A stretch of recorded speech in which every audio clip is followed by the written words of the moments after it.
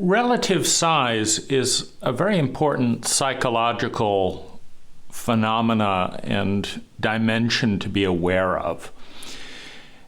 It's possible in human interaction to engage in a way that makes it appear that one side of the relationship is incredibly big at the expense of making the other side, relatively speaking, incredibly small.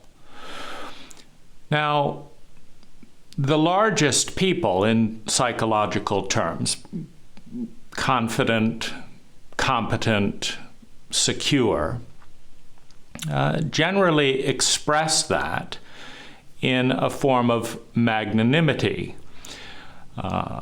We always admire the leader that is humble in such a way as to make the other one feel big.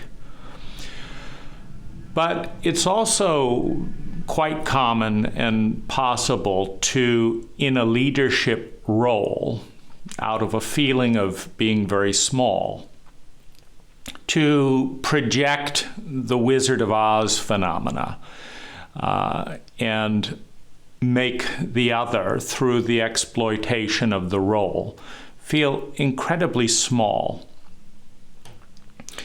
Now, to the extent that this is bought into, particularly in the smaller role, this can backfire, and generally does, because if one side needs to feel insatiably big at the expense of someone else who must take on the corresponding role of being incredibly small, it creates an imbalance of power. And it's not just an imbalance of power or a perceived imbalance of power. It's a perceived imbalance of power that, by definition, is at the expense of the person who's asked to feel small. Now, you can see this in family dynamics with the scapegoat. Shame-based parents who cannot acknowledge their inadequacy or mistakes have to find a target to blame for the symptoms of dysfunction in the family. If they're perfect and cannot make any mistakes, then there has to be someone else or other members in the system that are incredibly flawed. And so you have the phenomena of the shame-based parent projecting blame, usually on one of the children. And it's often the lowest ranking member. Sometimes it's the sensitive who picks up on the need of the parent to have a scapegoat that's left in the role of being the target of a good deal of the abuse, but also the source of blame. And it's good to remember the origin of the scapegoat in mythological and historical terms. This was a device employed by community leaders who, again, need to cast the shadow, the disowned part of the community, onto an object. And so they would pick a goat, and they would pummel the goat with hate, and spit on the goat, and throw rocks on the goat. And having cursed the goat with all of the symptoms of dysfunction within the community, they would then drive the goat out of the community. And this ritual of transference was supposed to heal all the flaws in the community.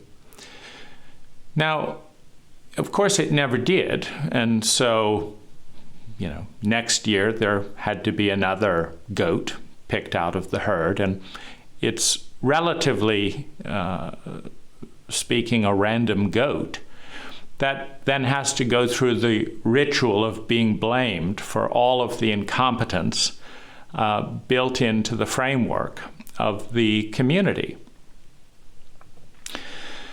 Now, we're much more sophisticated, so of course we don't stone goats to death anymore. What we do is we pick marginalized individuals in our circles. In countries, it can be a marginalized race. Hitler projected a great deal of the hostility given to him by his parents, the strong message of imperfection and inadequacy, which gets internalized by the child. And the child is now trying to reenact the blame and hate directed at them by their parents, to cast a part of themselves out of the community dynamic, out of the family system, out of their own psyche. And this doesn't work because the psyche is interconnected, and the more you attack and pummel a part of yourself, the more wounded and reactive it becomes, the more problematic it becomes. If you take a part of your body and beat it to a pulp with a hammer, if it was a problem before, if there ever was a problem with the left hand, it's certainly a bigger problem after being beaten half to a pulp. So it becomes somewhat self-perpetuating, because having beat the left hand to a pulp, you've now got a legitimate gripe with the left hand because it's no longer as functional as the right hand. And having beaten a portion of our own inner psyche to a pulp and shamed it as the reason the child is unlovable, first by the parent, then reenacted by the child, it doesn't become more functional for the shame and the beating. It becomes more hostile, as any self-defending portion of the psyche becomes when greeted with hate and hostility. This can become then overwhelming, and the goal then is to externalize the self-hatred by finding a target group. In Hitler's case, it was the Jews. In America's case, it's the African Americans. It's an effort to expunge the unloved part of the self by asking it to carry all of the smallness that is innate to anyone that would use the authority of majority power to attack a minority. Because it's always a minority, a marginalized portion of the group or the family or the country that gets scapegoated. Why? Well, there's a certain amount of cowardice involved. We're not talking about mature, big, courageous people. We're talking about scared, shame-based people. And a scared, shame-based person doesn't want to lose in the battle to scapegoat a minority. So usually who is picked is the smallest, least able to defend themselves. Well, slaves are one possible example. People who are different and feared in some way. Another possible example, people who are vulnerable. Hitler also did a lot of gas chambering of disabled Germans, children with learning disabilities, before he turned his attention to a race that was a minority. Hitler actually gassed and put to death 70,000 just Germans who had various disabilities. And this is a metaphor for the disabled self.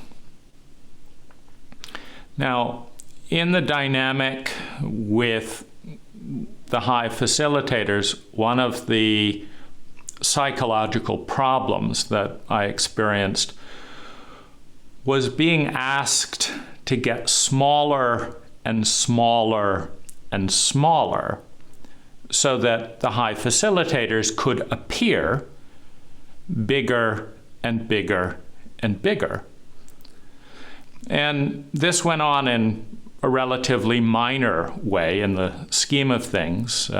In my first round of work with Peter Sandhill, where he expressed sexual interest in me and talked about his desire for an open marriage. And in the first couple sessions of working together, and I fell to pieces in this dynamic because of a whole host of reasons, but one of them is I've grown up in a culture watching homosexuals, which are a marginalized group who the cult has demonized and expressed fear and hatred and blame, even to the extent of Reagan showing very little interest in AIDS as long as it was a homosexual disease, and the church attacking homosexuals as this is God's punishment.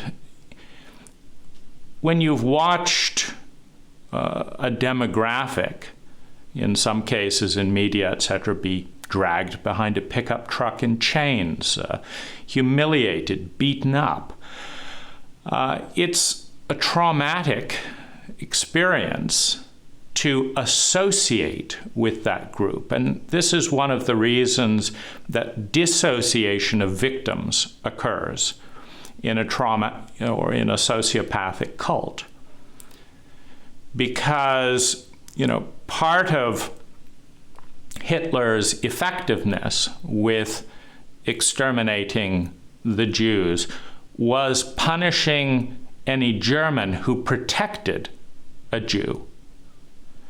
So as soon as you realize that your life is going to be in danger and you're going to lose social rank if you stand up for the scapegoat, whoever that may be, it's high school dynamics 101. The bullying force representing the government, the larger cult dominance force,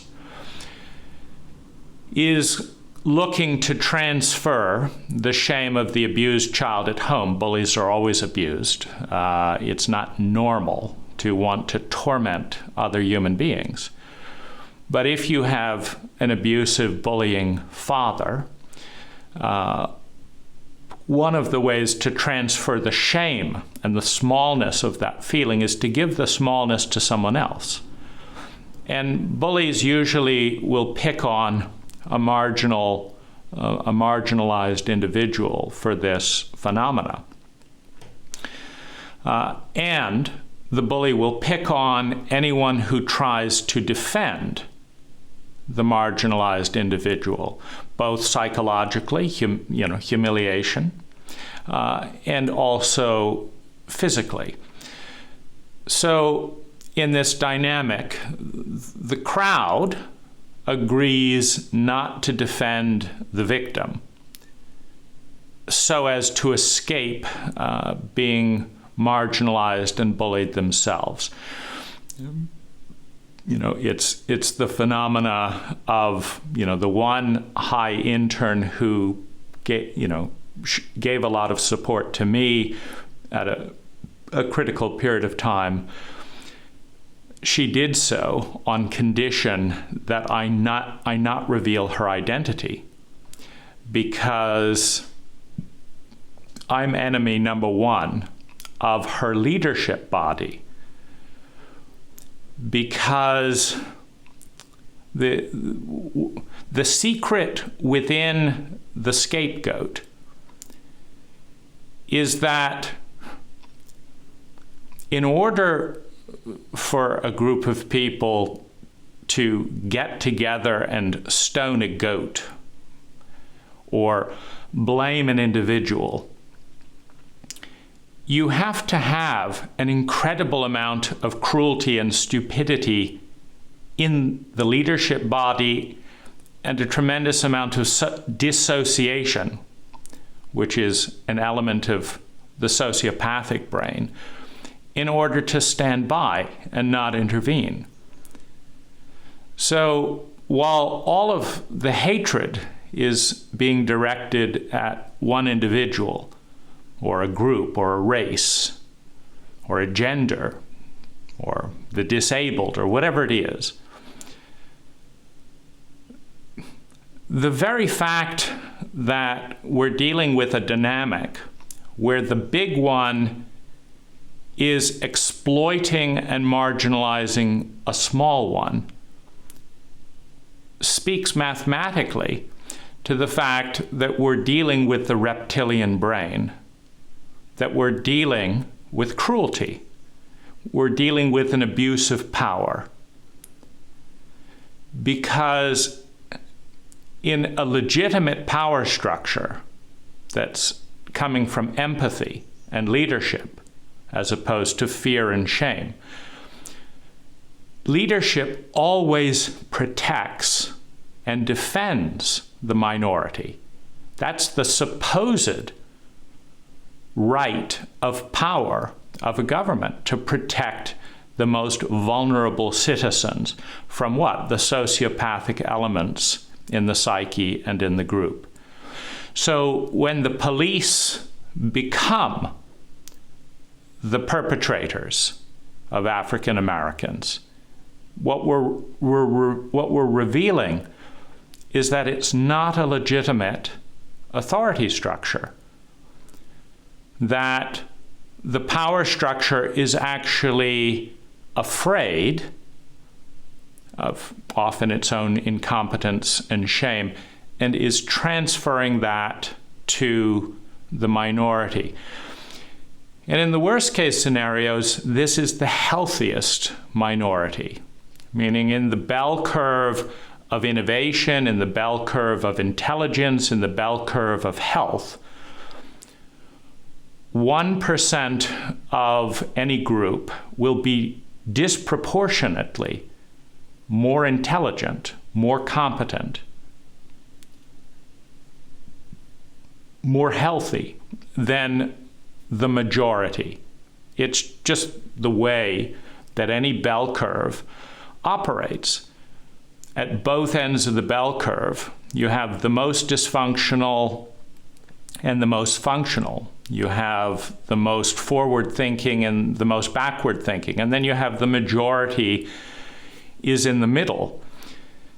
And in the least healthy group dynamics, the majority turns, or the leadership turns. You'll see this in schoolrooms where, I gave up asking intelligent questions in school because it enraged some of my Waldorf teachers.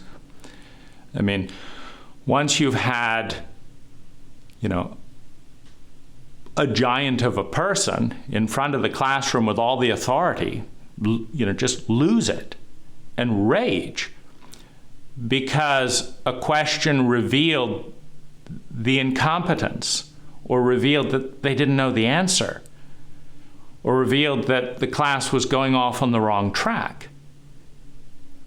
No student wants to go through that. So I just flipped it and became the class clown, didn't learn anything. But I was never raged at again, because as someone playing the fool, there was no challenge to the authority structure. And it's very important to understand this dynamic because it has bearing on part of the conversation, because if you're paying attention, if you're psychologically literate, you understand that the dialogue, whatever it is, between myself and the high power structure, between myself and the group at high, the majority, is a conversation that was not invented by myself or the high leadership. It's a conversation. It's a fractal pattern that's going on inside each one of us. It's going on inside the majority identity with the minority identities in the psyche that threaten to unseat the ego. We have an identity that gives us a sense of security and safety because it has a clear plan. We look for certainty and clarity and charisma from a dominant power structure to counter the fear of the unknown, to counter the fear of chaos. And so if shy parts of our own psyche say, I have no idea what to do here, that's the herd within inside the country, the group, the power structure, and the individual. I don't know what to do with. I'm scared. There will be a vacuum of power that creates paralysis. And then one part of the psyche will pipe up and say, I've got it. I know what's going on here. Just follow me. And there's a large group, there's a large portion in any group, and there's a large portion in each one of us that says, thank goodness someone in there knows what it is. Now, the truth of the matter is that charisma often does not correlate with intelligence, meaning those parts that say, I don't understand, I don't know what we should do here, are often more on the right track than the part of us that says, I know exactly what's going on and I'll boss everyone around and, I'll take charge. Because in a psychologically illiterate cult, why would we just default to competence?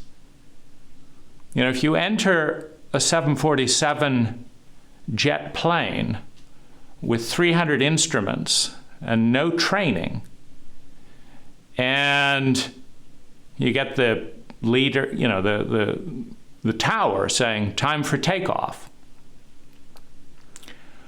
The most intelligent thing when you don't know what you're doing is to say, maybe we should pause and do some more learning and studying here. But this creates a great deal of unease, particularly in the chauvinistic dynamics where not knowing is considered a shame.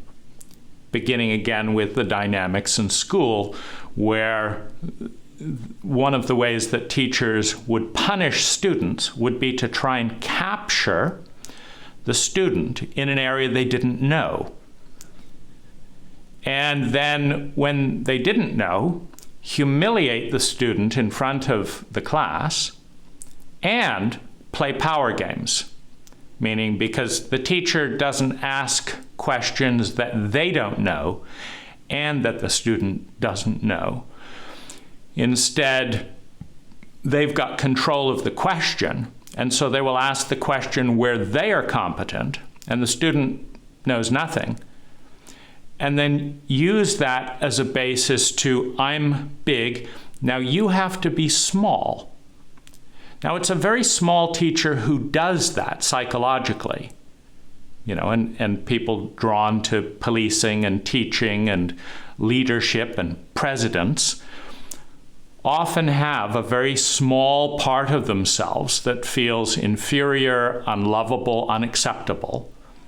But they've watched the cult dynamic, and they understand that regardless of the competency and ethics and empathy or true leadership skills of the person at the top, that if they can position themselves into that top position, then they will get to feel big, and then it can be other people that feel small, and this will transfer some of that very small part that leads to this motivation to climb the ladder, because there's two drives to climbing into a leadership position. One is to be of service, and with the levels of corruption we see in Washington and in many leadership patterns that follow that fractal pattern. There's a minority of people that are willing to do the ass-kissing, the hard work, the politicking, the negotiation, the 18-hour days to get to the top so that they can be more effectively of service to other people. And there's a large constituent of people that say, fine, I'll lick this person's ass, I'll do this, I'll claw my way up to the top, I'll blackmail this person, I'll keep their secret, I'll be an ally here, I'll do this, I'll take bribes. And then once I'm at the top, then I can exploit that position to recoup all of the psychological hits I had to take on the way up, to offset all of the childhood abuses. Donald Trump, for example, constantly made to feel small unless he won. It diminishes the self to get the message that you as a being have zero value.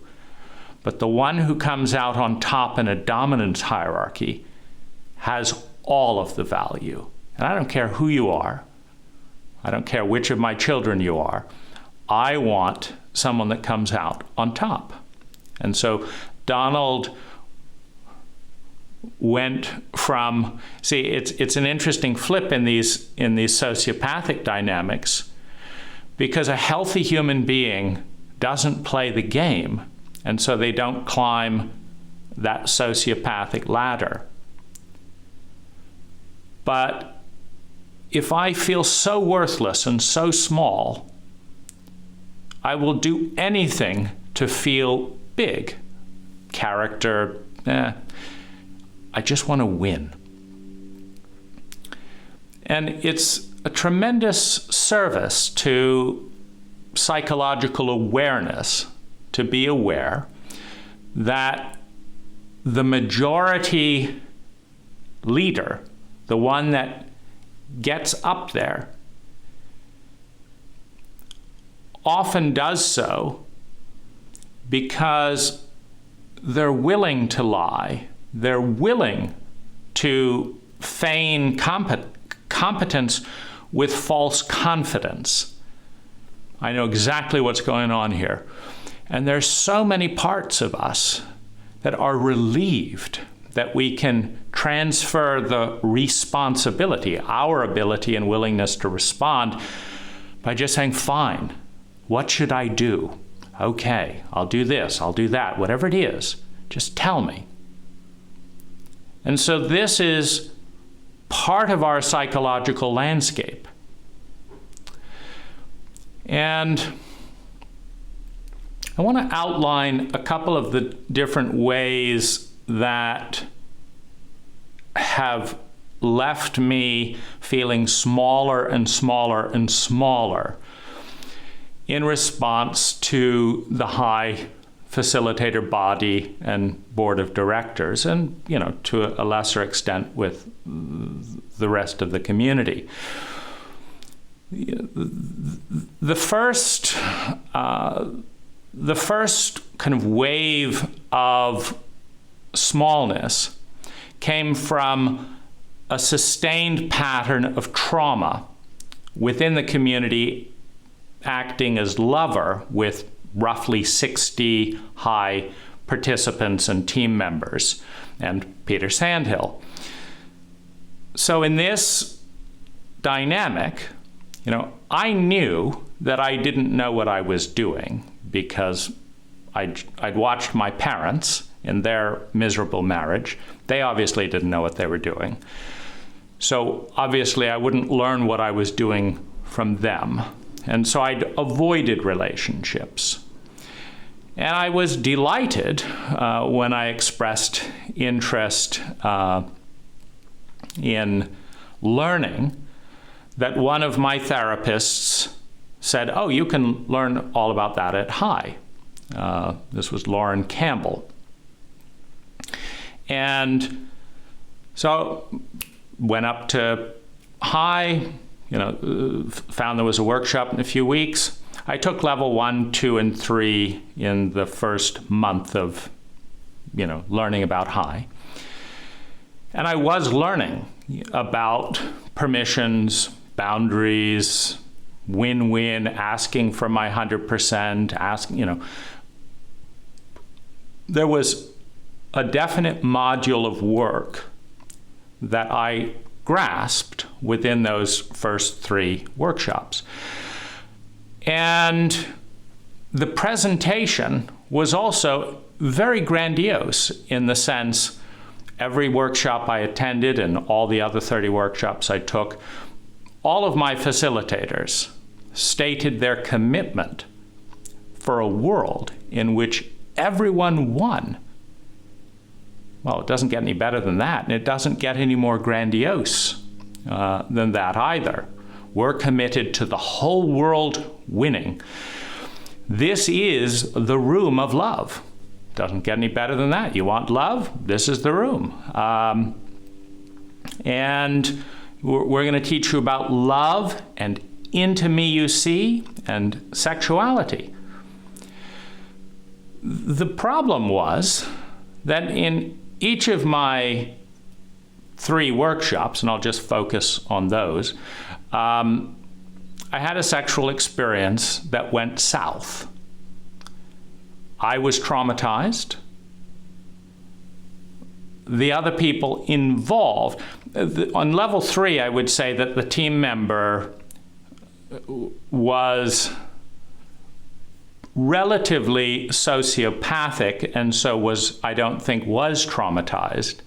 She was a team member and buddy who, upon sleeping with me on Friday night, just went around and slept with other people in the group with no awareness of my feelings. And this was the first time something like this had even occurred to me. I grew up in a model where, where there was a sense of the connection between emotional care and sex.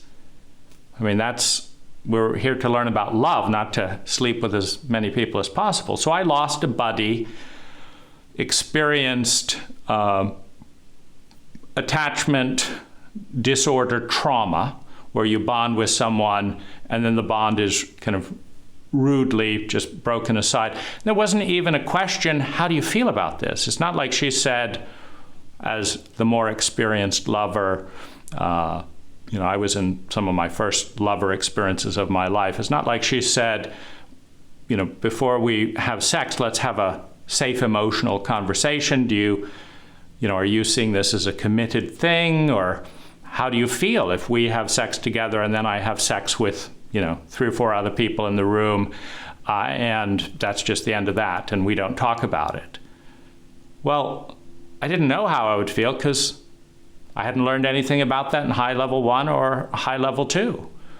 There was no safe emotional conversation. Level 2, I sleep with the woman. I explain that I have a very sensitive body and I need 8 hours of sleep, and I need to wake up in my own time.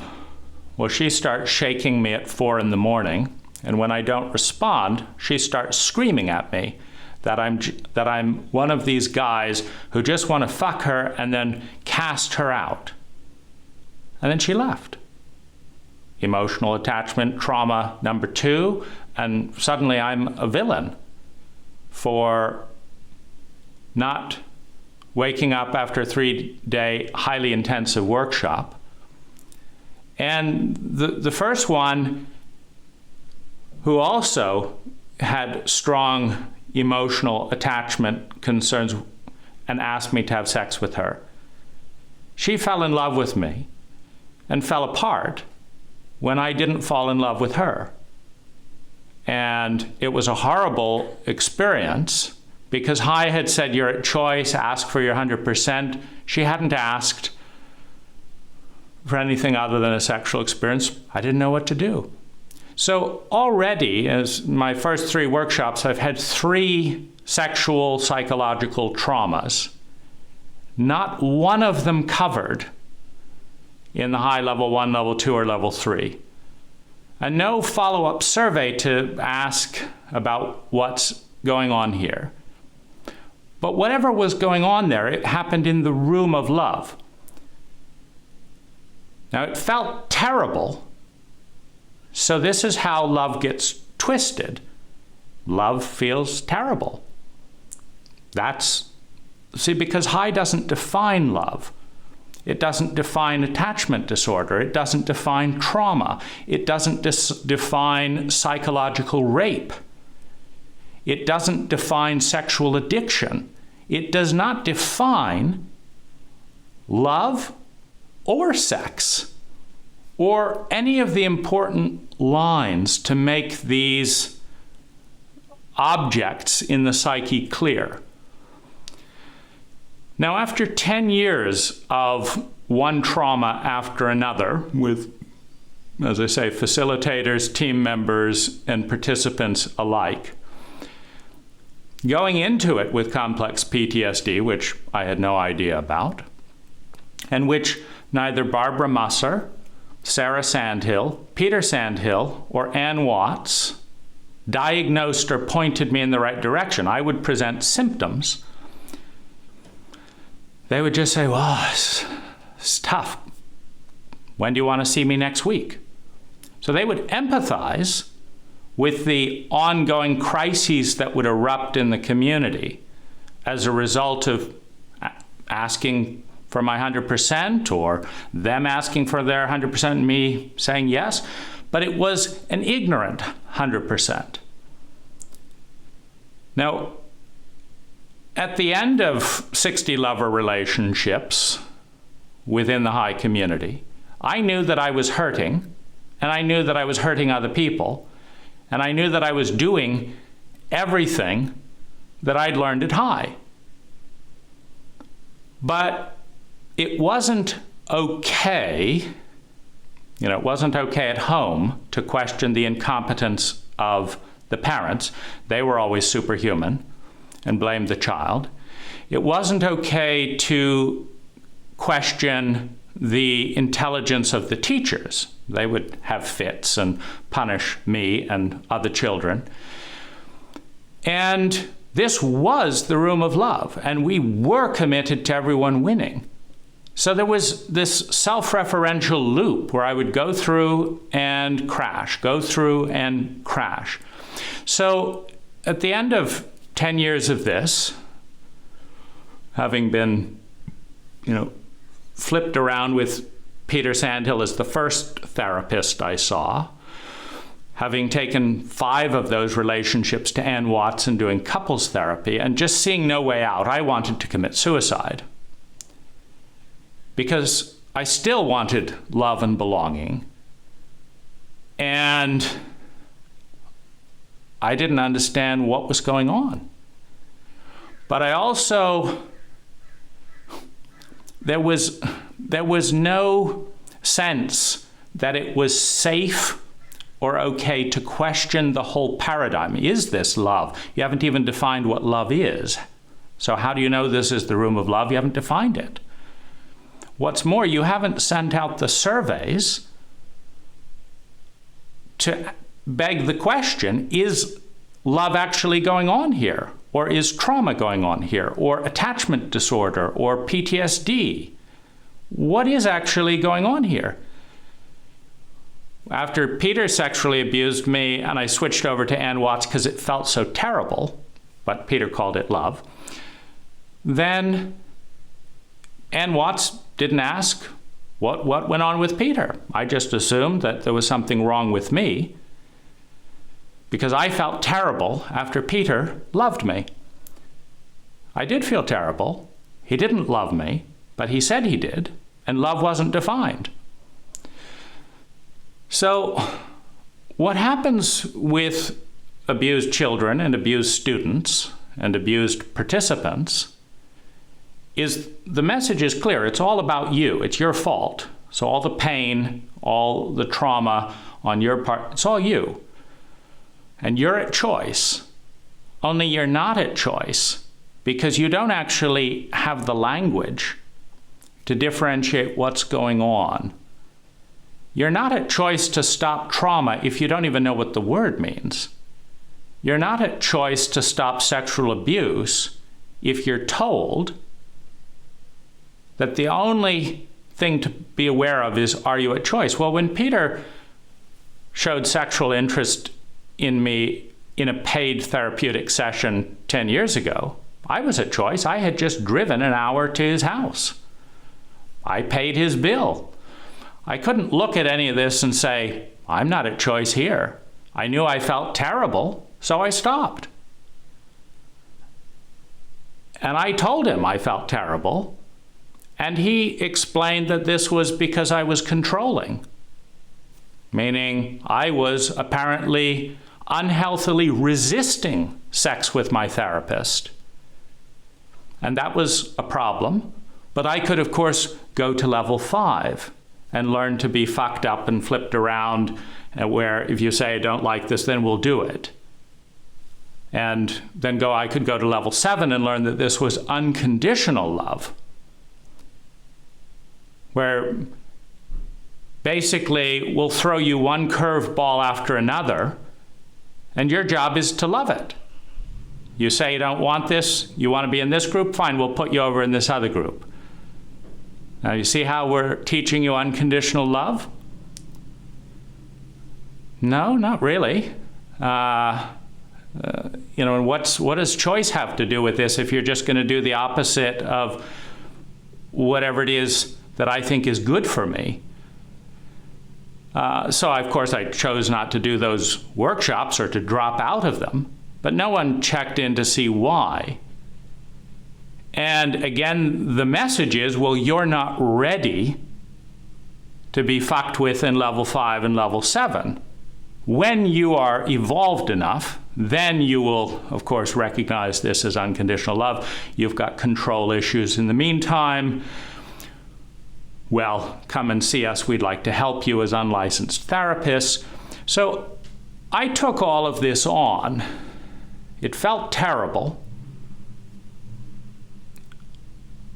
It wasn't working. I felt smaller and smaller. No one was paying attention to me or my lovers winning. We weren't. We were getting hurt because we had a faulty roadmap that was dished out under the umbrella of such grandiosity that how could you question these amazing superhuman facilitators following these amazing scripts to create these intense phenomena, which for a sensitive person is quite overwhelming, but for an average person is dissociative. It interrupts the normal identity, which can be constructive, but not if you have landmines that have not been dealt with. Going past boundaries that are there to protect traumatized areas, attachment disorders, addictions, pain management, there was no visibility. And the default is the participant, the child, the student takes this on. And that is all the more the case when there's a history of power figures who punish those that challenge the authority. no person wants to be singled out, directly or indirectly, to be the scapegoat. And so there's this kind of herd-like, I'll just go along with it, and one of these days I'll get it, will not challenge the authority. So this left me feeling so small that I wanted to take my own life. Now, as a last-ditch effort to not taking my own life, I looked at all the things that I'd done, and the one thing I'd never done, I'd never been drunk, never taken psychedelics, and I'd been generally prejudiced against drugs and substances, as addictive things. But, when you're considering suicide, I decided to kind of scan through and see, was there anything I hadn't looked at? And I read a couple of books, Acid Test and Food for the Gods, and I discovered that some people were getting great results with psychedelics. And because Peter Sandhill had recommended that I pay him to do MDMA together in that first round after he expressed sexual interest in me, I thought, well, Peter says he loves me. You want to do this with a safe person who loves you. So I asked Peter Sandhill to facilitate my very first psychedelic experience. Well, he made me feel very small in that dynamic. I had a dream, not, about being overwhelmed and swept off my feet. It was a dream of dipping my toe in the water, and as soon as my toe touched the water, a tidal wave crashed over me and crashed me down on the rocks. Well, my paradigm for dreams is they're trying to teach you something. So I thought, let's go into this very delicately, Peter. Let me just take one mushroom. Oh no, that wasn't good enough for Peter. He hammered away at me for 5 minutes, insisting on 3 mushrooms. I'm made to feel small right off the bat. Not to mention that later I would learn this is disastrous violation of any kind of medicinal protocol. The trouble with so much of this is that when the group is psychologically illiterate because their teachers, their paradigm is incomplete, nobody gets that these are huge issues. Just like if you'd never driven a car before and someone encourages you to press the accelerator without pointing out the fact that there are no brake cables. It's like, oh, interesting. Because you don't have enough knowledge to grasp that what your teacher has just done is dramatically increased the odds of your accidental death. Because they don't know what they're doing. But you don't know that they don't know what they're doing because you don't know what you're doing and they're the teacher. So the teacher role, the way the facilitators pump each other up without revealing the shadow side. The shadow side is almost none of us are licensed to do even basic therapy, let alone touch therapy, which increases the amplitude of impact. So when I brought up in the session with Peter that he had really hurt me 10 years ago because psychedelics kind of lift off some of the inhibitions, and that's supposedly an opportunity for the therapeutic patient to deal with stuff that they've been hiding. Well, I had been hiding how much Peter had hurt me 10 years ago, so that was the first thing out of my mouth. Well, Peter just plowed right on top of that. His request was that we not talk about that because he was done with it. So what has he just said? He said that even though you're paying me $175 an hour and I'm the big one and I'm the teacher and I'm the older man and I'm the expert, my needs in your therapeutic session are more important than your needs. Now, you can either fight authority in a now dissociative state because he'd first plowed on with the high dose, or you go along with it. But in going along with that, I don't get to unpack and understand the extent of his systemic incompetence and abuse. Now, he promised, the reason that I went along with the high dose, he promised that he would absolutely take a rock-solid stand for my well-being. But he had broken that promise before he arrived in the session.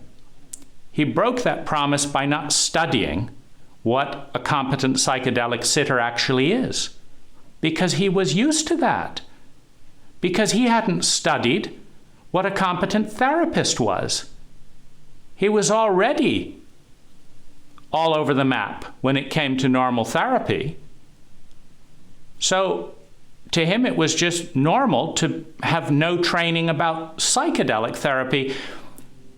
Now, the magnitude of dishonor in that position is enormous, because much like sex and much like gasoline, psychedelics amplify phenomena.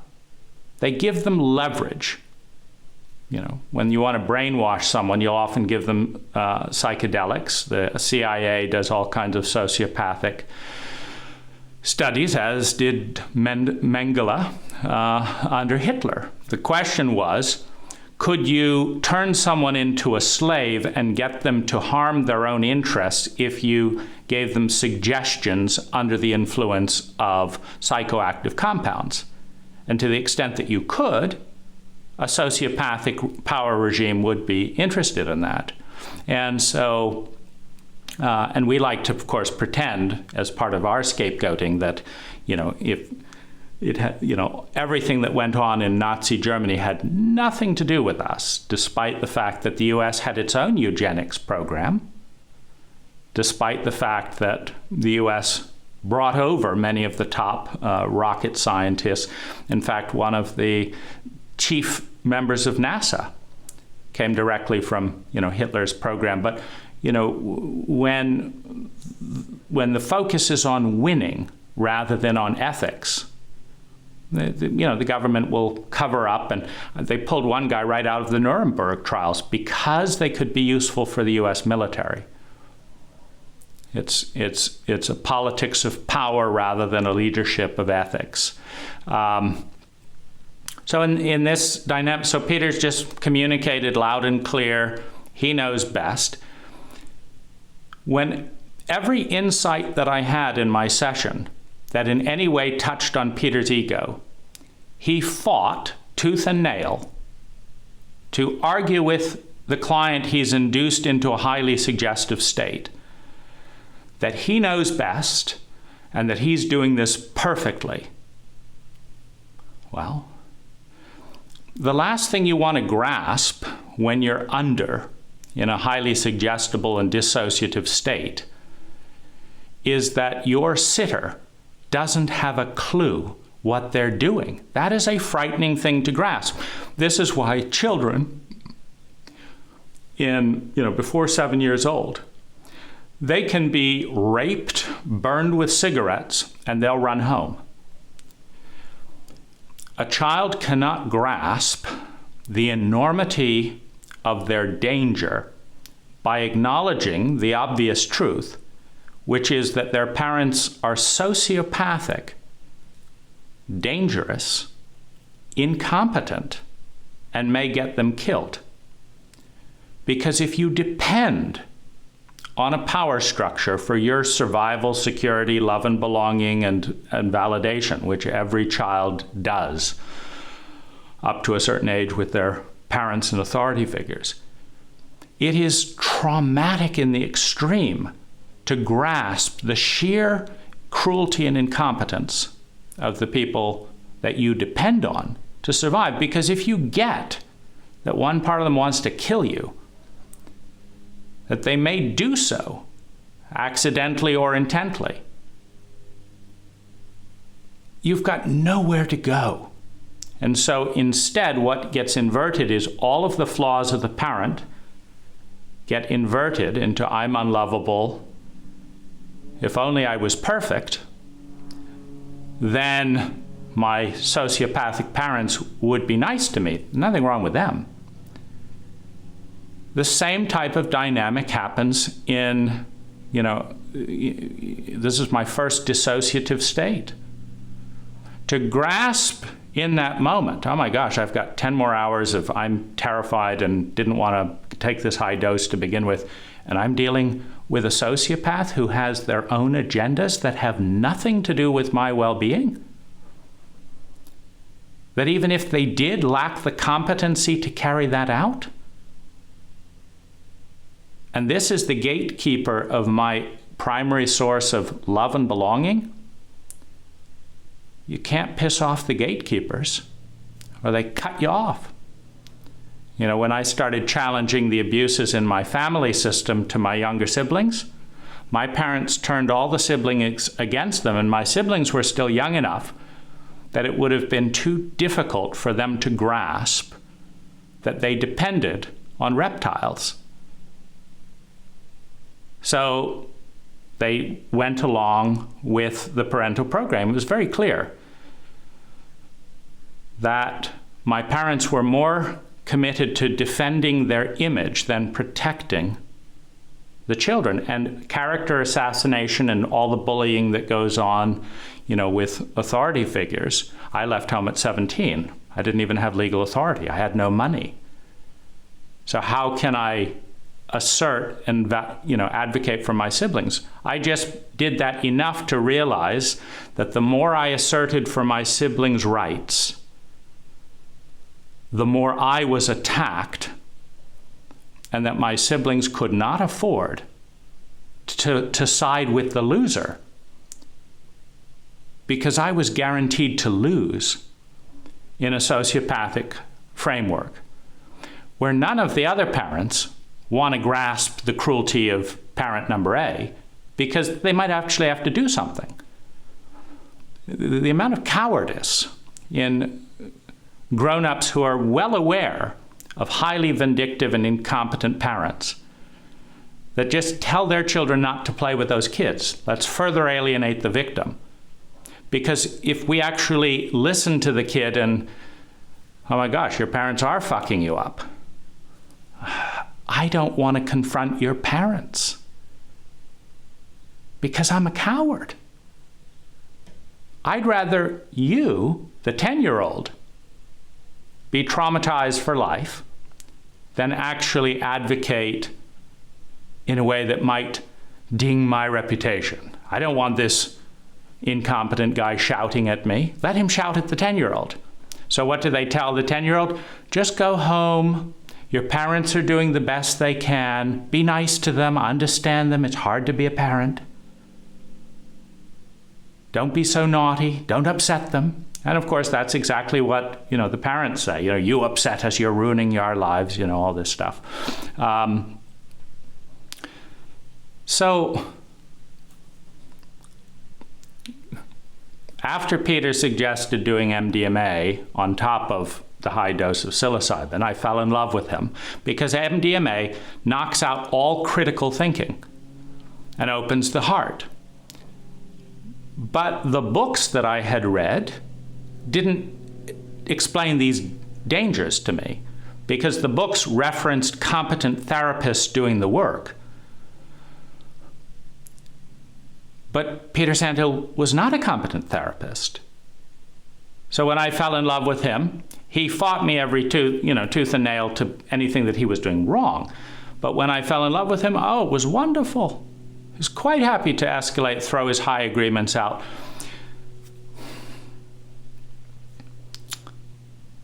As things began to go south with, if you build a bomb and set it on fire, the explosion is not pretty. And whether that bomb is a psychic bomb or a physical bomb. It is an act of violence to twist and torment and escalate the forces of the psyche to attack themselves and tear themselves apart to protect the ego of the person who can't make any mistakes. I'm the big one. Peter insisted on charging $175 an hour for a love affair. He then insisted on not clarifying the container. Now, I knew that the thing I needed more than anything else in a clear lover relationship was a clear container. What are our agreements? What's our container? Peter refused the conversation. His needs above mine. He refused to deal with reality when he insisted that marrying a very inappropriate person from his psychic abilities was the most luminous possibility for me. He never doubted himself for a moment. And that goes, I was filled with doubt. If you've lived in this world and watched it, no sane and intelligent person can say, wow, I know exactly what I'm doing, and I'm surrounded by competent, loving people who just, for some mysterious reason, hurt each other all the time, misunderstand each other all the time. They're incredibly competent, incredibly loving, masterful, but these mysterious disasters happen right and left all the time. It takes incredible arrogance and stupidity to say that everyone here knows what they're doing. No, I know I didn't know what I was doing. I knew that after 30 high workshops, I still didn't know what I was doing because I was creating predictable levels of trauma, something I didn't even have a word for. And having worked with 4 high facilitators, none of whom had helped those relationships resolve, I'm hesitant. But Peter, this is where that power vacuum comes in. When there's hesitancy and doubt, and one person who's incredibly incompetent says, I've got it, just do what I say.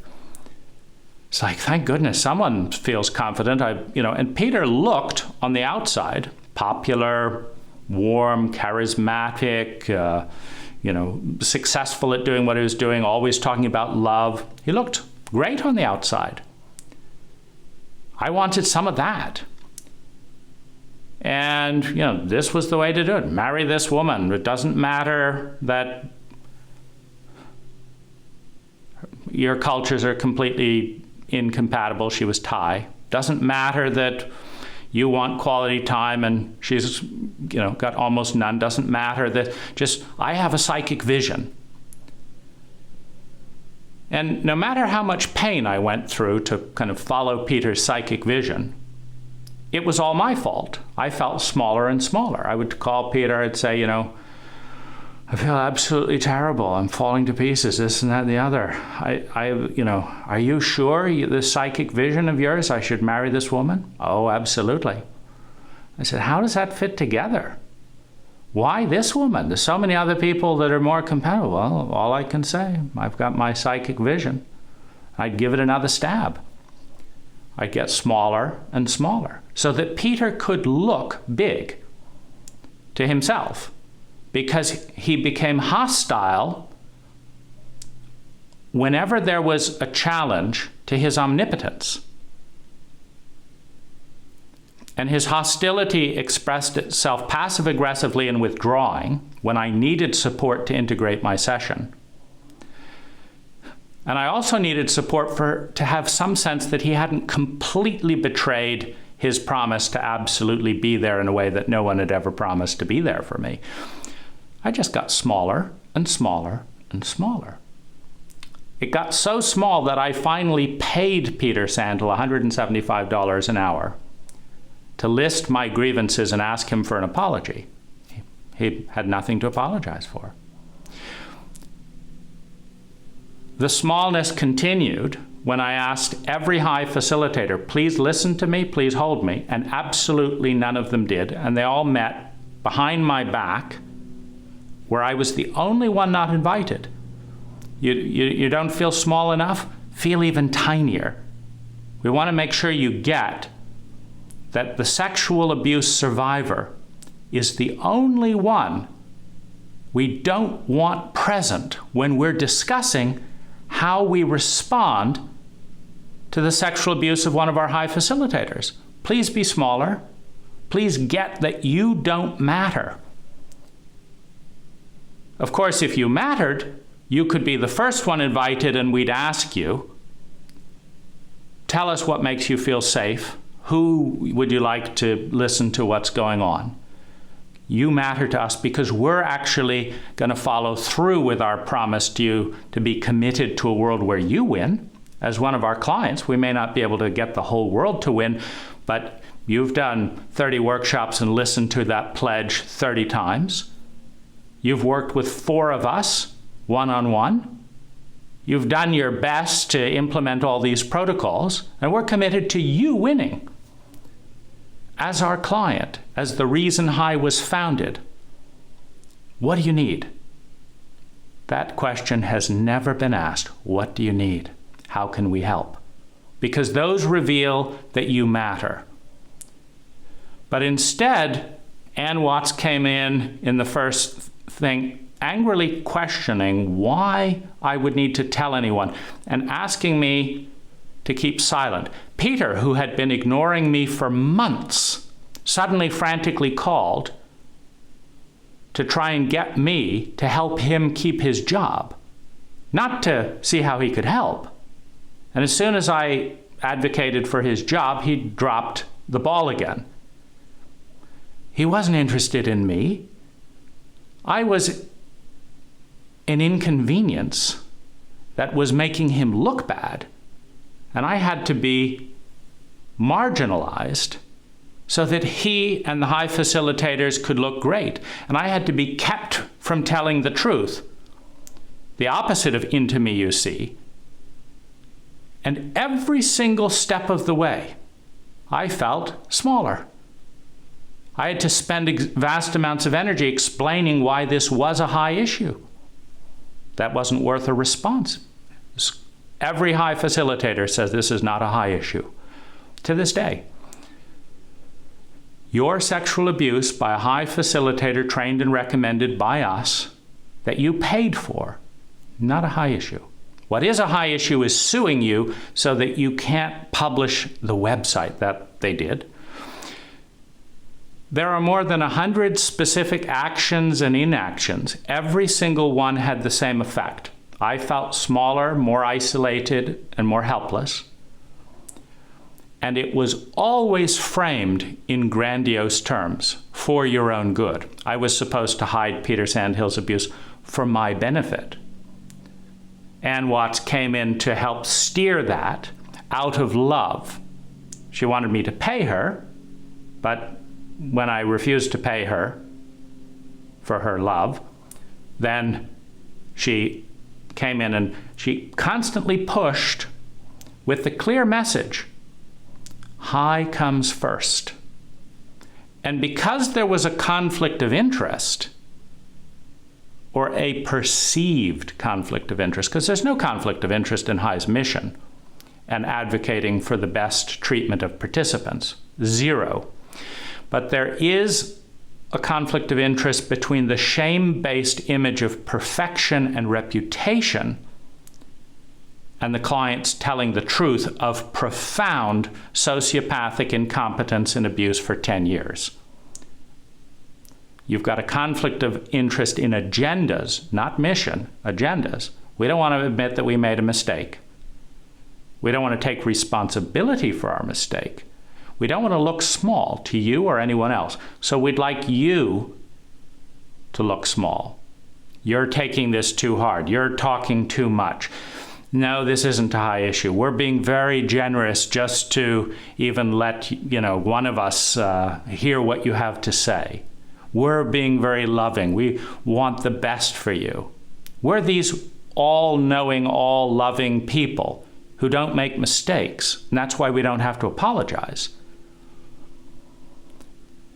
And you think of how small you want the sexual abuse survivor to be.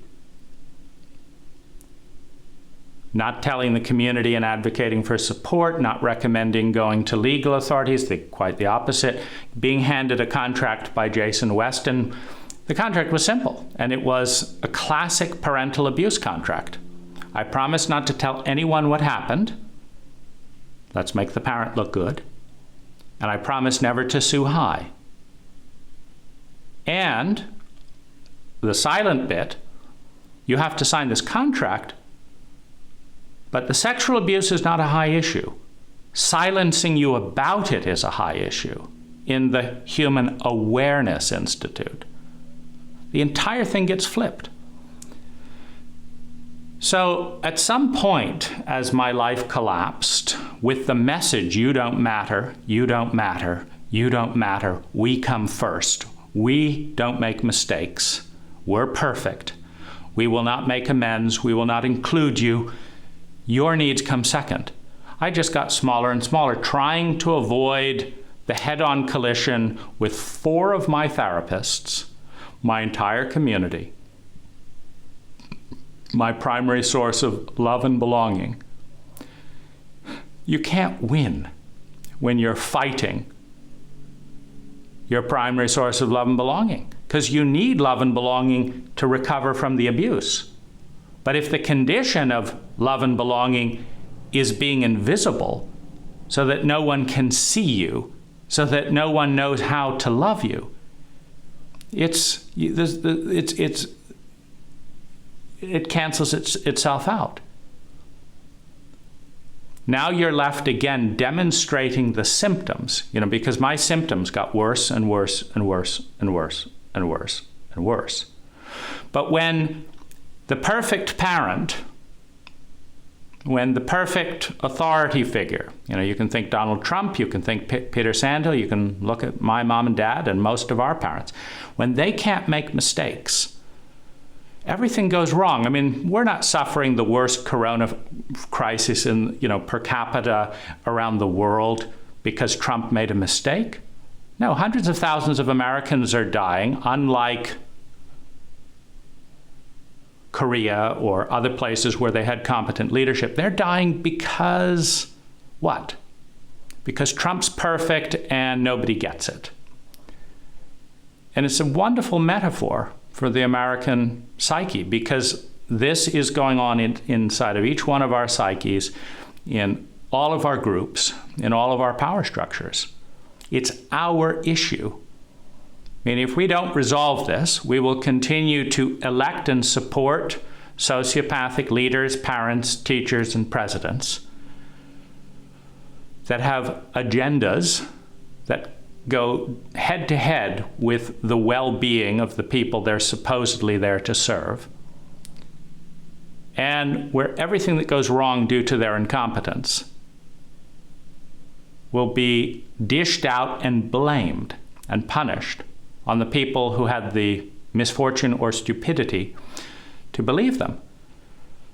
But of course, a population is stupid if they've learned from incompetent leaders. Of course, the high community responds with abuse or silence when I write to all my past workshop participants. No one asks, how can we help?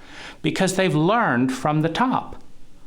When they had their crises at high, the questionnaire didn't ask, were you raped? Were you traumatized? Do you know what trauma is? Do you know what your love language is? Do you know why you failed? Just come back to the room of love. Come back to the room of love. And, in an unfortunate twist, the high facilitators make more money doing one-on-one facilitation due to the chronic, predictable failure within the community. I talked with one team member who'd done 200 workshops. And she, after doing 200 workshops, she'd given up on relationships. They'd become too painful. But she didn't give up on the facilitators. No, they were perfect. That's the shame-based phenomena. Now, you cannot deal and address issues of incompetence, meaning the first step of diagnosing disease, incompetence in protocols, in people, in leadership, in power structures and systems, is you got to be honest with the data and the truth. Now, the data is everyone's friend except the shame-based superhuman personality persona. Because if High sends out 1,000 emails and asks 100 psychologically intelligent questions that would reveal how much of the community is dealing with attachment disorder, how much is dealing with trauma, how much is dealing with addiction, how much is dealing with sex addiction, how many people are in sustainable, healthy, well-matched relationships. If they ask 100 pertinent questions, then exactly the pattern that was revealed in my 60 lover relationship demographic, which according to many of them was better than normal, meaning a number of my lovers said, this is one of the healthier relationships that I've been in. But it was not healthy. It's a relative scale, meaning I was not satisfied with the level of health. I just didn't know what to do with it because I didn't have language. Then it means that in 1,000 high participants, highly sexually active within the community, the statistics are very likely to be worse than the amount of abuse and different types of things that happened in my 60 relationships. You know, I've been lovers with team members, with Peter Sandhill. And when my relationship with Peter Sandhill, I think, is the single most unhealthy relationship of every relationship in the high community, it suggests that as you go higher up the power structure, things may get worse. Now, that's only the case when the paradigm is faulty. And when your power structure comes based and predicated on believing in a paradigm that doesn't work, the true believers in a dysfunctional paradigm who cover up the data to protect the dogma are the sickest in the power structure, not the healthiest. Meaning there are many, many bishops and, well, there are many, many priests in the Catholic Church that as a statistic are much healthier and more ethical than the senior Vaticans.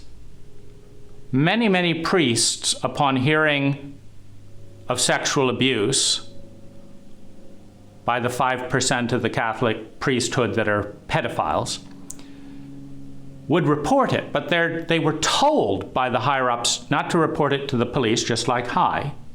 High said, don't report it to the police. We'll take care of this for your own good.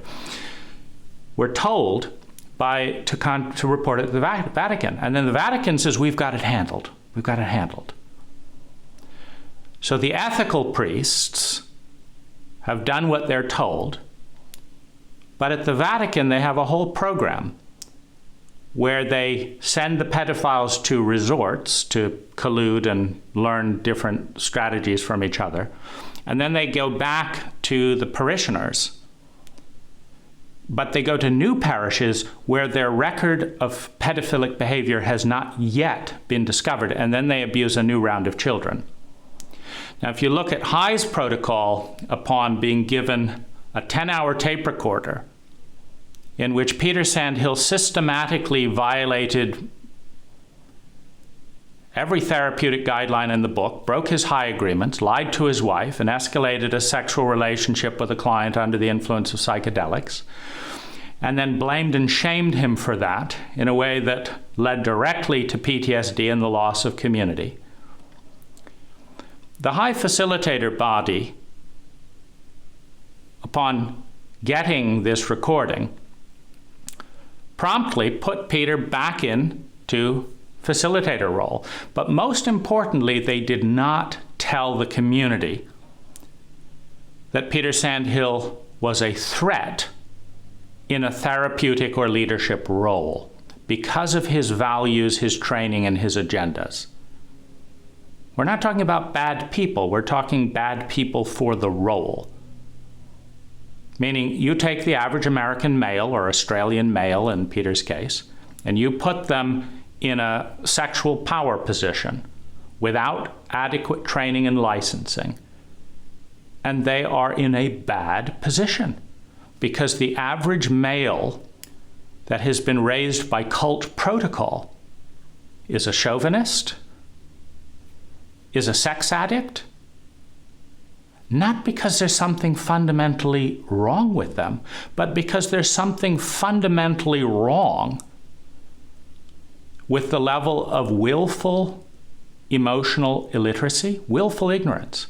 And this willful ignorance permeates the high facilitator body.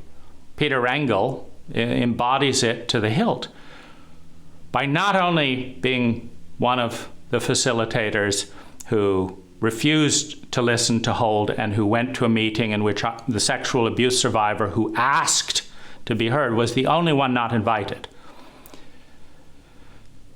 And not only in communicating that this was not a high issue, and not only in not saying, how can I help? He said, I'm not going to respond to your emails. You know, it doesn't get any more deliberate in that I want to be part of an abuse dogma cult, and I do not want to know how I fucked up. I may have trained Peter Sandhill to be therapeutically incompetent, and I may have recommended him, but I don't want to deal with it. I don't want to see my blind spot. I'd rather go off and lead another retreat on Buddhist meditation. I don't want to take responsibility. I want to be committed to the whole world winning, but not my clients. That's not unique to Peter Rangel. He didn't invent this. My parents could have taught him that. Well, we learn what works from the corrupt power structures around us.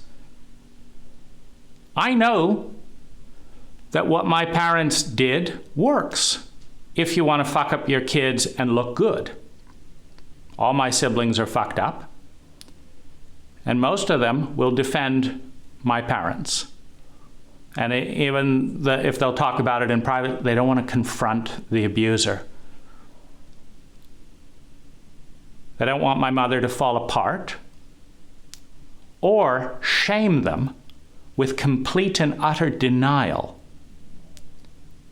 of the tremendous harm that a regressed, traumatized narcissist will always do to their children and will never be able to deal with, because regressed, traumatized narcissists should not be parents, but the cult has done what High did for Peter. Go ahead and be parents. It's a wonderful experience. We're not going to test your psychological literacy. We're not going to look at your intergenerational abuse cycles. We're not going to give you an ounce of training. We're going to give you plenty of shame to make sure that if you make mistakes, you blame your children and cover it up so you look good. And then you can be an American parent. Being an American parent isn't enough for you? How about a High facilitator? Just do the same thing and look really good and use the right words. Unconditional love.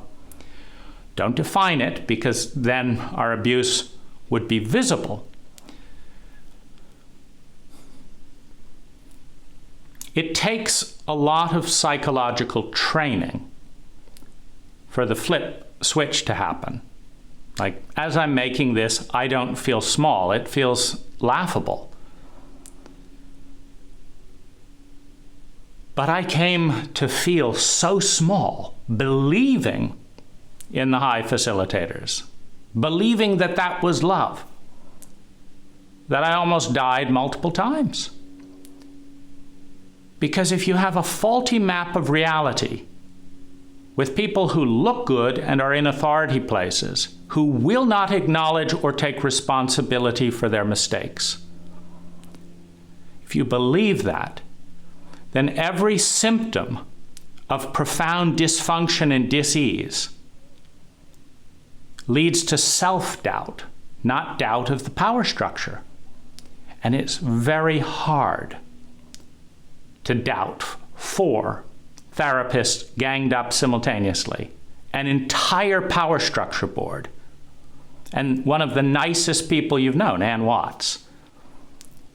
She was so supportive in every area except her own incompetence and except in the incompetence of High. Peter Sandhill was so nice except when it came to owning any of his shit. It was wonderful hearing about the facilitator body committed to the whole world winning. I wish I could be like that. Except they're not committed to the whole world winning.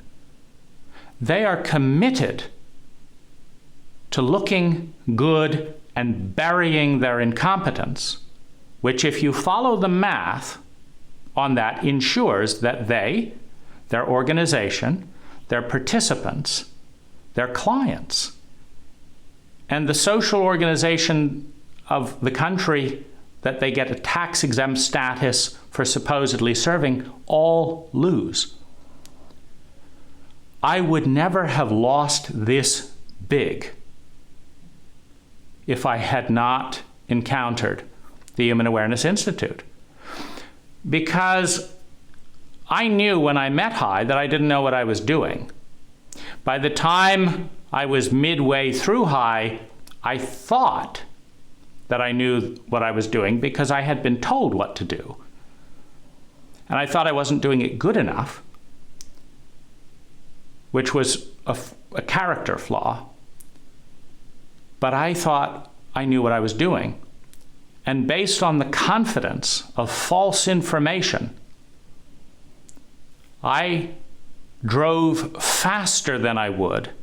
I had more lover experiences than I would have otherwise by a large margin, maybe 400% or 500%. And it just meant a lot more crashes. In the same way, if you get into a race car, and sex is an amplifier of just about anything positive and negative. If you get into a race car and you're told you don't know how to run this thing, drive very, very, very, very slowly. And we don't know how to teach you. So just, be cautious and keep learning until it kind of works out. You'll have less accidents than if someone says, you're good to go. You've had your one-day lesson, you're this and that and the other, go off and race. And you keep crashing, And I said, don't worry, forgive yourself, race again. You have a lot more accidents when you think you know what you're doing. And so a lot of the 1,000 hours of psychological study that I've put in to grasp that the problem wasn't that I had no value. The problem wasn't that I was fundamentally flawed. The problem wasn't that I was the smallest person in the room. The problem was that after 30 High workshops, I didn't have enough information. And after 4 High facilitators, I didn't have enough accurate data to understand the sheer scope of incompetence, of cruelty, of willful ignorance and shame on the part of every facilitator at High. Because it's been 6 years now. They've had access to the data, they've had time to study. Any of them could have completed actual psychological training in this period. They've been witness to countless sexual trauma and abuse in their organization at every level. They know there's a problem. They know this is the room that might be a bit love, might be a bit uncomfortable, might be severely traumatic, might violate your attachment preferences, and might send you crashing into a brick wall. It's that room in which all of those things happen a lot. They know this. And they make money by when people crash into a brick wall, having heard how much the facilitators want to help them, they hire unlicensed therapists, and they get empathy and support and encouragement, maybe another workshop, come back and see us again. But they don't actually resolve the issues they lack the competency to even diagnose, let alone respond. And no facilitator at High has ever referred me to someone competent outside of High. No one said, we don't know what trauma is, please go to a licensed trauma therapist. You're demonstrating symptoms. You just go in a loop until you crash and burn to such an extent but you don't know where to go. So what I perceived was having no value and being nothing has flipped with psychological data to understand I'm dealing with a leadership body that is too small to acknowledge their own incompetence, who has trained a community in grandiose terms focusing on intention. You see, it's one thing to go into the kitchen and say, I have the intention of making the nicest souffle that has ever been built in the world.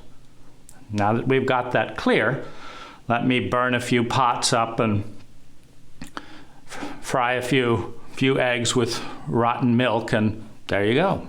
But we had the intention.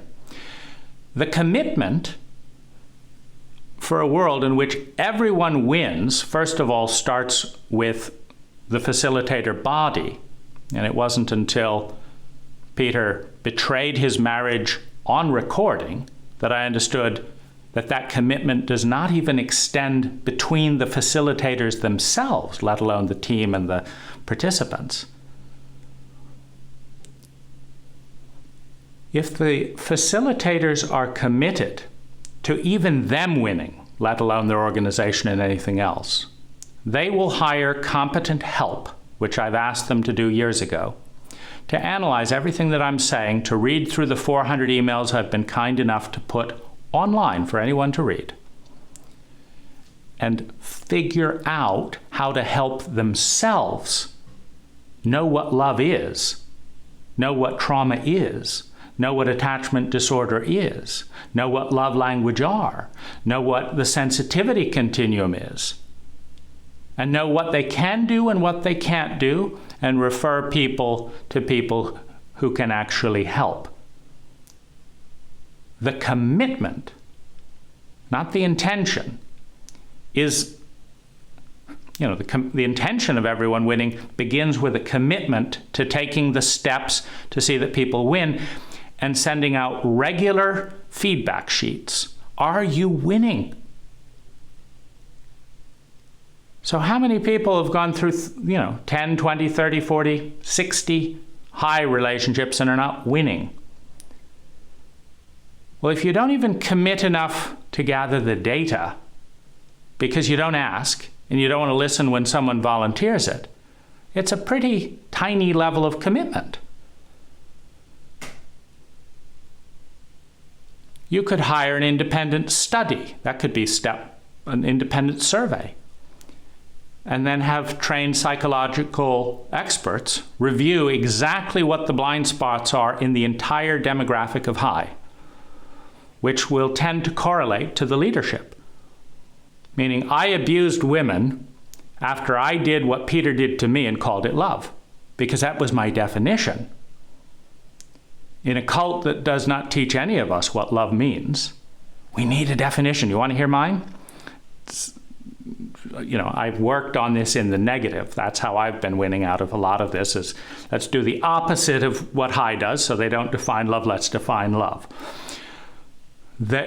Multiple people have told me how much they loved me while I was experiencing increased pain. So let's do the opposite of that. Let's actually ask people, what makes them feel loved and supported, and then see how am I doing. Let's ask, Don't tell, ask. So, the love of the child I need, the love of the adolescent I want to narcissistic states, appropriately so. Children and adolescents are narcissists. They need to be. Adult love. Loving enough to care. It's easy to say, but caring enough to take time. You've lost most Americans right there. They're not even at level 2 in love. Caring enough to take time. Not taking the time to shoot the breeze and beat around the bush and bullshit and seduce. No. Taking the time to see. See what? The psychological patterns that are in play in the family system, in the larger culture, and in that individual. Taking the time to see. Okay, you see.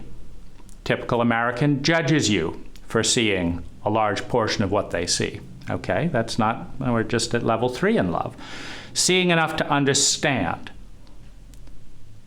To understand how someone gets produced by this family system and this cult and to be like this. If you want to love Peter Sandhill and the facilitators, take the time enough to see enough to understand what were their abuse patterns? What were Stan's abuse patterns? How do you get to the point where you would say that's predictable? Like, I can see, based on how the entire facilitator body responded to a sexual abuse case, that Peter's denial is predictable because he learned, he was the youngest. He learned from them. Now, he took the hit. They trained him, they chose him, they recommended him when he was incompetent, but he's taken the hit. That's scapegoating. That's not leadership. So if this, and they first gave me the hit. And then when they couldn't legitimately get away with that, because their lawsuits to silence the website didn't work, the European court found that there's nothing stopping someone from giving public safety information to protect the public about a public nonprofit, so they lost. They spent public tax money, your donations, to try and sue a sexual abuse survivor to hide their shame. Luckily, it didn't work. This all falls apart in the legal system. It's relatively easy to sustain an abuse pattern amongst abused and emotionally and psychologically illiterate people.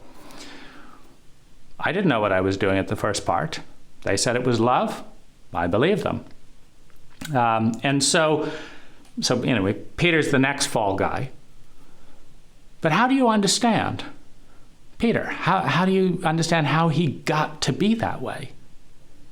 Well, you can hear a little bit of that in the recording. He was trying to do healing with his inner child. Sarah Sandhill, his co-facilitator, couldn't love his inner child. He couldn't love his inner child. His parents couldn't love his inner child. So he has an unloved inner child. Well, how's he going to love my inner child? You have to understand, you have to see enough to understand. Where it's not just you're fundamentally flawed. No, this happened, this happened, this happened, this happened. I understand. Now, you can understand from the sociopathic brain. Sociopaths often understand people better than average because they've experienced so much trauma. They understand the world is not safe for them. And they understand the only thing that's going to keep them safe is to understand the patterns that are going on. I learned this. So you can understand how something works in order, out of fear, to manipulate and do all kinds of things. I've done that to survive. But you're just at level 4 in love. You have to understand enough to empathize, making it real. What's it like to be raised by sociopathic parents? What's it like to, every time you do something healthy, like tell the truth, to be hit? It's painful. I understand. I empathize with how painful it is to be you. And I understand how you got that way. We're now at level 5 of adult love. Adult is the first love that actually turns outward without an agenda. The child and adolescent have agendas. They need to. They're dependent on the cult and other people to survive, to meet their human needs. You're not an adult until you've got independence, where you can meet your own needs. You cannot love another human being without agenda till you can actually meet your own needs. Almost none of us can. Almost none of us are adults. You can understand and you can empathize with how painful it is to live in a world where children in grown-up bodies raise children and feed psychologically, physically, and sexually on their children because they didn't get their own needs met as children. You've got 2 desperate children in there, one giant and one little one. You can understand, you can empathize. If you're an adult, of course, you've long lost the children and narcissists, because what's this have to do with them? How am I going to manipulate and get my needs? That's the child and adolescent. You understand enough to empathize. I really feel for you. You know, high facilitators great at that. They don't take the time to see or understand, but they're good at the words. I empathize. I really feel for you. But it's not just, oh, it's painful being you, bye. No, you're still growing the blossom of adult love. I empathize enough to attune, to actually change my behavior to reduce your pain. That's what the empathic brain dictates. Every human being is operating primarily from one of their brains. Most of us are operating from reptilian, limbic, and rational most of the time. And then we throw in a little bit of empathy when we're not scared. But the empath has 2 questions. Who's in the most pain? How can I help? I've never heard those questions at high. Who's in the most pain? How can I help? It's not hard. It takes 5 seconds. It's the clear, unambiguous signal of the empathic brain. Well, obviously the sexual abuse survivor, in this case myself, is in the most pain. How can I help? Plenty of ways. Get the word out. Let's get trauma into high as a protocol. Let's learn the blind spots. Let's send the high leaderships to some actual courses that might certify them. Let's get an app in where people can report sexual abuse. So many ways to help. I don't want to deal with that. You're not an empath. You're not an adult. Don't take it personally. Understanding enough to empathize, empathizing enough to attune. I adjust my behavior to you. I don't ask you to adjust your behavior to me. The child does, the adolescent does, they need to. The regressed psychologic sexual abuse survivor asks everyone to attune to them. Because when you are traumatized and sexually abused by power figures, and then have your love and belonging decimated to protect the reputation of those power figures, you are re-traumatized and regressed, and you become a child again, terrified, lonely. So you attune to the child. If you're an adult coming from the empathic brain, who's in the most pain? How can I help? I attune to you, not randomly. I don't attune to you to manipulate you, to get you to keep our secrets, to get you not to sue us, to do, no. I attune to you so that I can succeed. At what? At participating in your self-realization. What's that? Well, Abraham Maslow outlined a hierarchy of human needs: survival, security, love and belonging, self-esteem, developing your personal gifts, bringing those abundantly out into the world, and becoming part of something bigger than yourself. In that order. You don't try and save the world when you have debt and are in your reptilian brain afraid of how you're going to pay your bills. You can't. You meet your own needs. This is why it takes an adult to provide adult love. This is why adult love is so rare. How do you become an adult?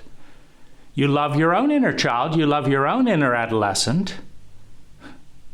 You love enough to care. You care enough to take time. You take enough time to see yourself, your inner child, your wound, your pattern.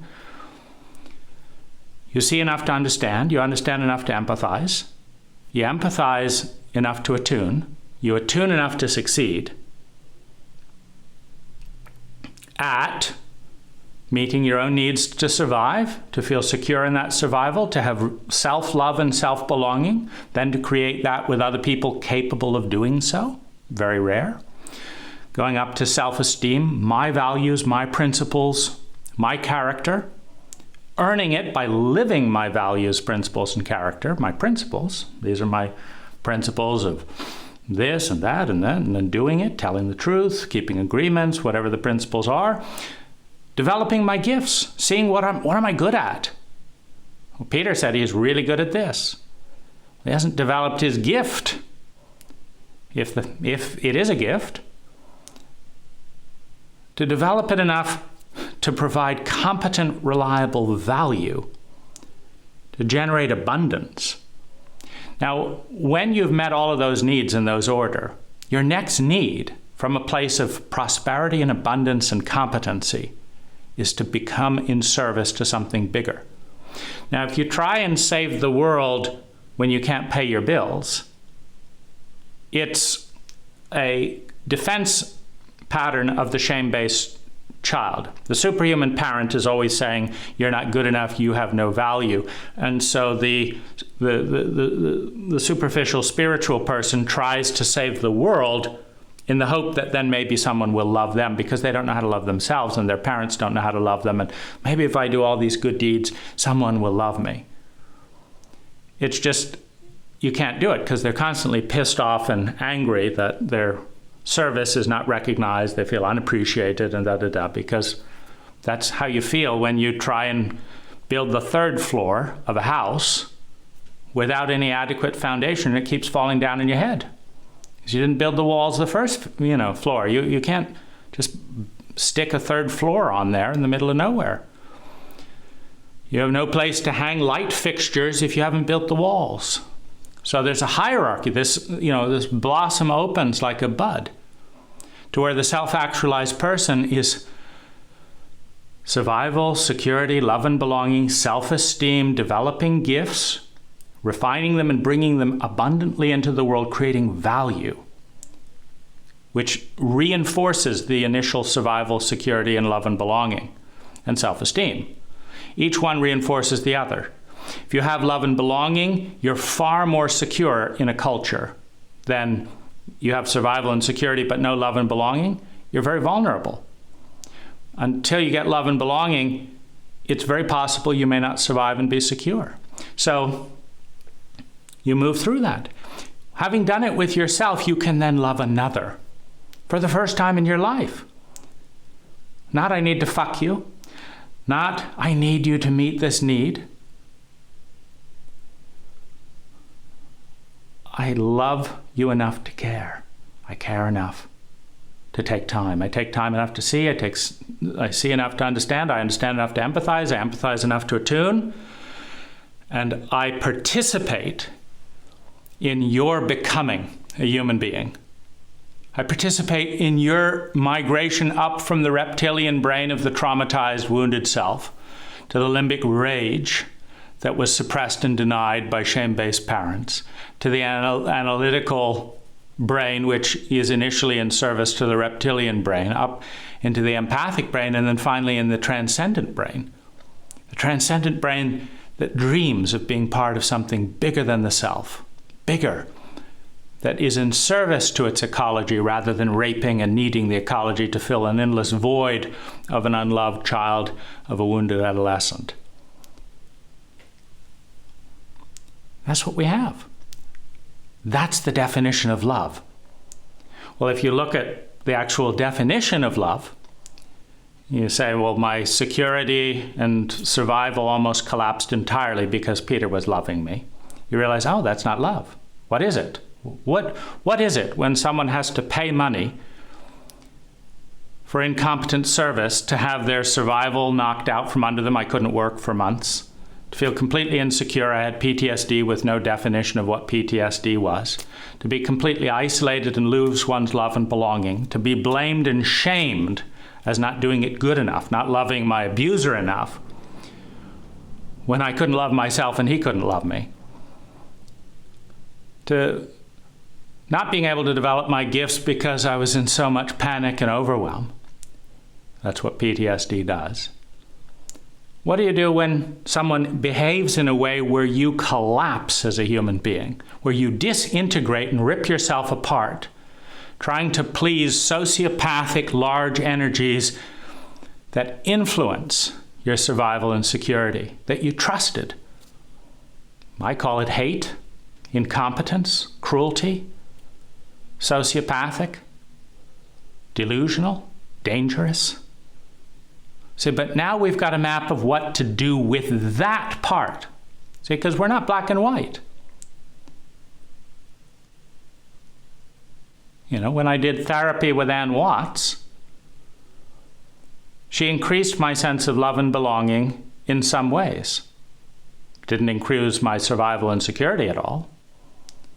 Didn't stop the abuse of other high participants and team members, or Peter Sandhill. But I felt that third one, it went up with Anne. That was a need being met. She was taking the time to see me as best she could. So it's not black and white. There are parts of me that are dangerous to you. But if you have no competent definition of what love is, the parts of me that are in the pits of the pain around this whole event with Hai are the most unhealthy parts of me that I've ever met. But if Hai takes money to induce those parts, it's the antithesis of its message. It's profoundly dangerous. Well, how do you treat a disease? You don't spread it. You don't call it love and drink it. It takes competency. And we're not a competent culture. Now we come back to hesitancy. How do we do it? Let's learn together. Let's have the humility to each study 500 hours of trauma, therapeutic, and other literature, and then bring our gifts to the table, rather than just regurgitate the stupidity of our parents, teachers, and high facilitators and call it love.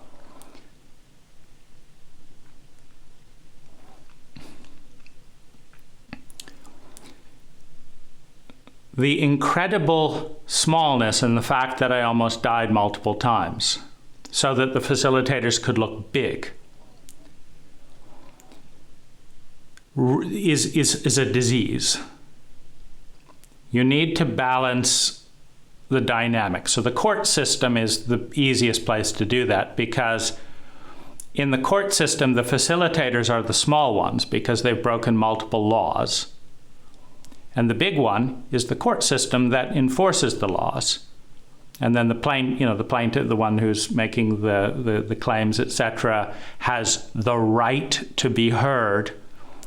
And the court doesn't disinvite the the person making the claim and say, okay, let's make a little backroom deal with the perpetrator who's broken multiple laws, and you can just stay home and we'll figure this out in a way that's good for your abuser.